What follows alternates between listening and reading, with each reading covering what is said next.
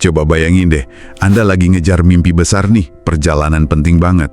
Terus tiba-tiba, wah, maut rasanya deket banget, kecelakaan dahsyat. Kira-kira apa ya pegangan terakhir Anda?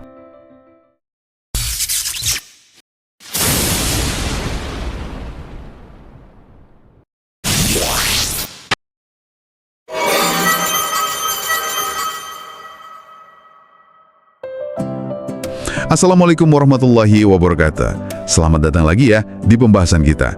Hari ini nih kita mau selami satu kisah nyata yang luar biasa banget. Sumbernya dari Zikir Penyelamat, kisah Yusuf dan pesantren tahfiz. Ini cerita soal anak muda namanya Yusuf punya mimpi bangun pesantren tahfiz, tempat hafal Quran gitu.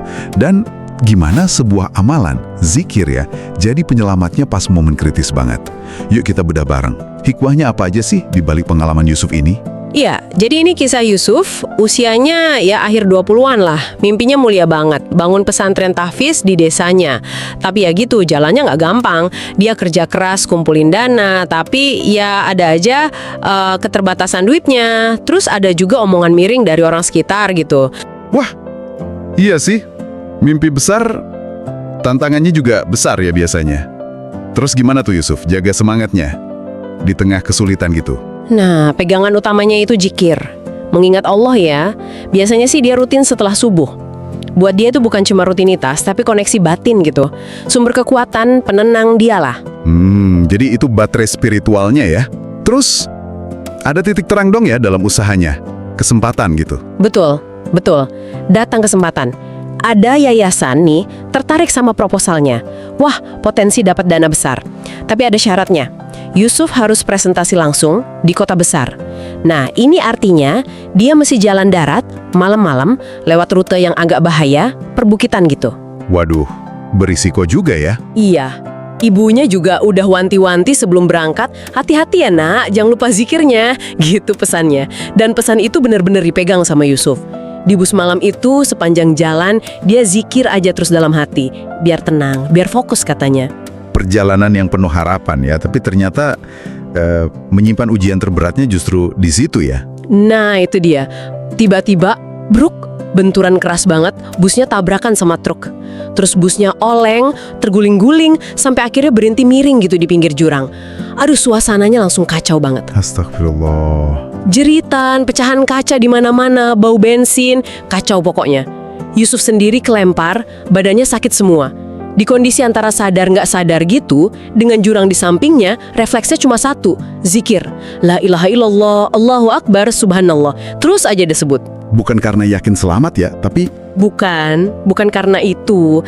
Tapi kayaknya itu satu-satunya hal yang bisa dia pegang erat saat itu. Pegangan terakhir gitu rasanya. Ya Allah, situasi yang benar-benar mencekam ya.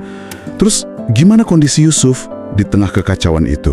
Ajaibnya nih, di tengah kehancuran itu, Yusuf sadar dia kok relatif nggak apa-apa ya, cuma luka ringan aja.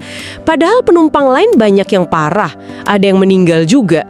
Dia malah ngerasa tenang gitu, aneh ya, tenang di tengah puing-puing bus.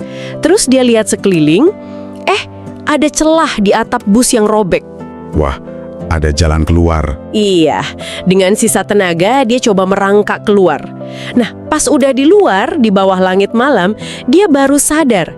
Kayaknya zikir yang tadi terus diucap itu jadi pelindungnya.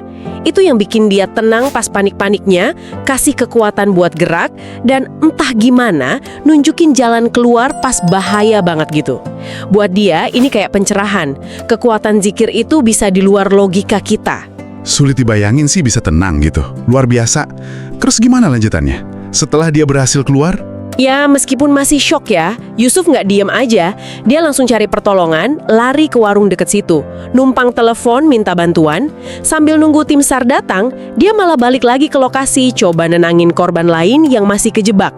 Sambil yaitu zikir pelan-pelan. Masya Allah, masih sempat bantu ya? Iya. Nah, cerita ketabahannya ini akhirnya kedengeran sama pihak yayasan. Mereka jelas terkesan banget. Bukan cuma proposalnya yang bagus, tapi lebih ke kekuatan imannya Yusuf ini teruji banget kan? Jadi donasinya gimana? Disetujui.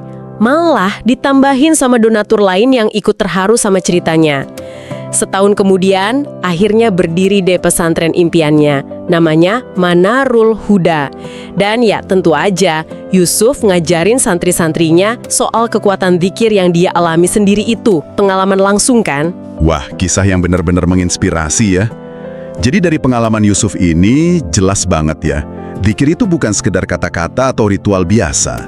Bisa jadi semacam, perisai batin. Jadi jangkar, penenang pas kita panik atau takut, sumber kekuatan yang gak disangka-sangka pas kita lagi lemah. Intinya membangun hubungan terus-menerus ya sama Allah. Tepat sekali. Kan Allah berfirman, "Ala bizikrillahi tatmainul qulub," ya kan? Mengingat Allah itu memang menenteramkan hati. Kisah Yusuf ini contoh nyata banget gimana zikir jadi penopang di saat genting, kasih ketabahan, dan buka jalan keluar. Betul. Nah, ini mungkin bisa jadi bahan renungan juga buat Anda yang dengerin nih. Di tengah semua kesibukan kita, ngejar target, tantangan hidup sehari-hari, ada nggak sih jangkar spiritual yang kita pegang erat? Sesuatu yang rutin kita lakuin buat jaga hati tetap tenang, buat kasih kekuatan ekstra gitu pas badai datang dalam hidup kita. Ya, semoga pembahasan kita kali ini ada manfaatnya ya. Bisa jadi inspirasi. Sampai ketemu lagi di kesempatan berikutnya. Wassalamualaikum warahmatullahi wabarakatuh.